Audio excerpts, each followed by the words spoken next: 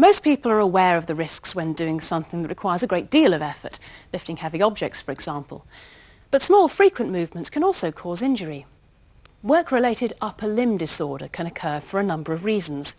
Now, these are problems caused by repeating the same or similar motion over a long period. Over time, they can result in discomfort and pain. As with all musculoskeletal problems, combine this cause with another, such as poor posture, and the chances of discomfort are increased. A typical example might be working at a computer. Many people are aware of the risks and ensure that their desk and chair follow published recommendations. However, on the move is a different matter. Away from the office, people often forget about posture when working. We all know many accidents happen through DIY. Using power or hand tools can cause increased risk of discomfort just through the repetition of the action. Something else to consider here is how often you perform the task. If you've been trained to perform a task correctly, and it's something you do every day, such as digging or lifting, you'll be familiar with how to do that task efficiently and effectively. Your body will also be used to undertaking that work, so you probably won't even notice you've done it.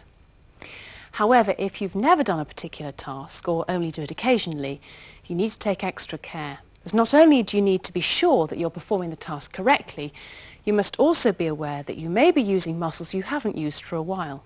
My name is Marianne Preston. I'm a consultant clinical and forensic psychologist.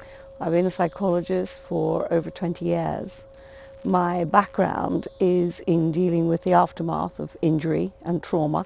It is very important that individuals pace themselves, that they build up gradually to their optimum level of activity, that they don't start on day one as if they are experts, and essentially that they gradually take control, setting goals that are achievable and reasonable and building up to those. To press one key on a keyboard is little effort, little force, but obviously if you're doing that, a few thousand times in the day, then that repetition of that force, the cumulative, is going to build up and actually then could affect you and do some damage. So it's thinking about not just the individual item, it's how many times do you actually do it.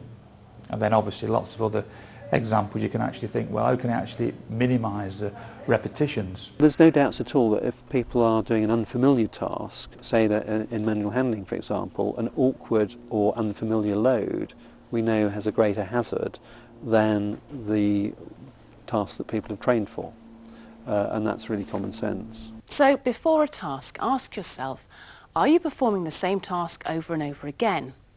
Will you be using the same muscles for long periods? Will you need regular breaks?